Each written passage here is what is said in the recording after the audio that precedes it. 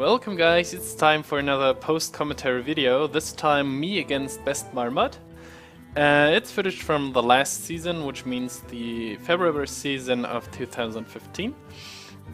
And for those who don't know, Bestmarmotte is a pro player from, I believe, Millennium Gaming, and from France, so he's a French player.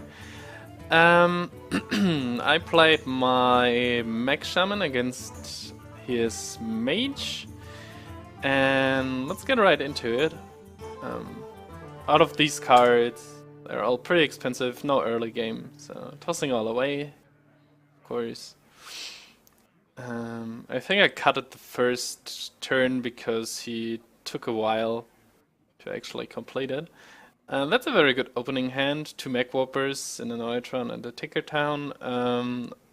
Way better than the first then, of course, but a double Mech Warper opening is pretty sick actually, so let's see if I can capitalize on that.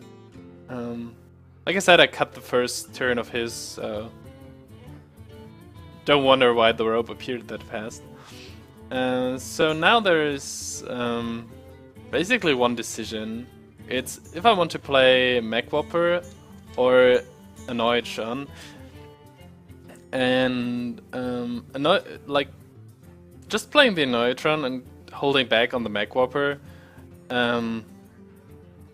would have been like considerable if I had some more like 2 cost minions in my hand. Playing the Neutron would throw away 1 2-cost Mech, so next turn I could play the Mech Warper, then I could play the other Mech Warper for 1, and then I could play a 2-mana Mech for 2, which doesn't really do anything.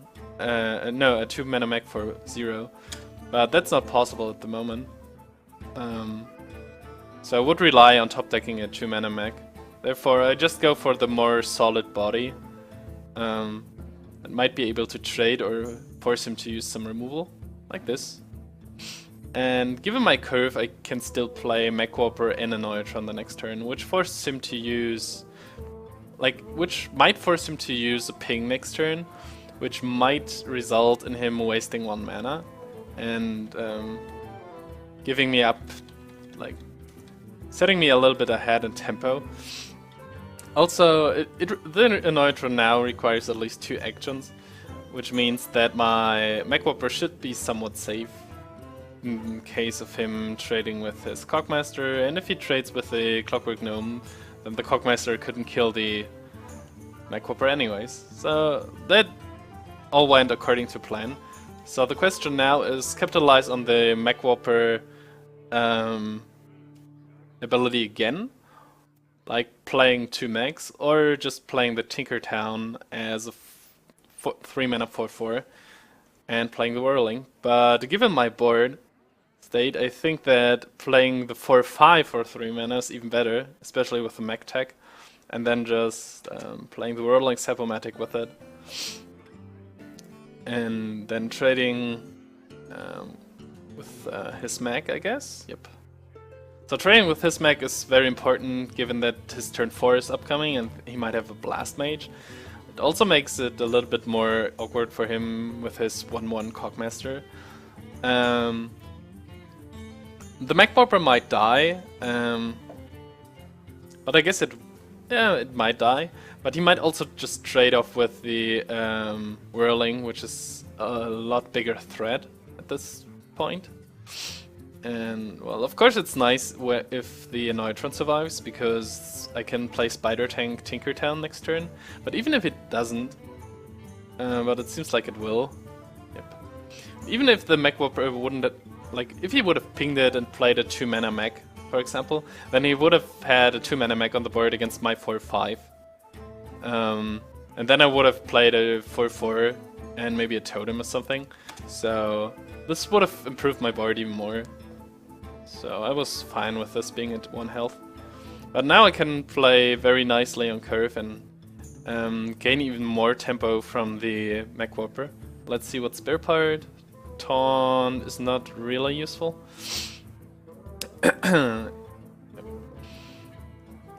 And just the Spider Tank. Think about positioning because of a possible Flame Totem. Well, and I had to trade this off. for two reasons. The first is Blast Magic, and the second is that his Yeti would have traded too well with my Tinkertown Technician. Yeah, Blast Mage would have been bad too. So overall, pretty solid turn. Now he's kind of forced to ping, which means he's limited to 3 mana the next after that. And I have a 4/4 and a 3/4 and a Doomhammer, which should be able to deal with whatever he plays for 3 mana. Yeah, that was a very weak turn. He basically didn't do anything to improve his board. But my hand is kinda empty. Wow, that's a convenient top deck though. For 6 mana Fire Elemental, I couldn't use the Battle Cry on a minion, which I prefer, especially in this matchup. But given the choice of playing a 6/5 or playing nothing, or just developing the Doomhammer, the Fire Elemental is way better. And now I threaten 13 damage the next turn, 17 even with Doomhammer. So I might be able to close the game out in a few seconds, like in a few turns. The Mercies and the Coolants are also nice to slow his tempo down from here. I'm not seeing the Rusty Horn to work at the moment, at least if I don't get a Black Knight or something. So now is the question, the question is, do you want to develop the Doomhammer or the Shredder? And what I could do is like freeze one of the minions, kill the other one off, exactly, and then just go straight face to set up lethal the next turn. I could have frozen both minions, but getting rid of the Mech, like for a second Tinkertown Technician or a Blast Mage or something, it's always nice. You play Blinktron, huh? That's pretty nice for him. It's kind of a weapon removal, and he got a Doomhammer himself, but well, he has a lot of spare parts in his hand too, yeah, so he can taunt both of his guys up. Oh, but that's a convenient top deck. Should be enough. Took me a little bit time to see that, but creative accounting with this Flame Tongue Totem, like shuffling.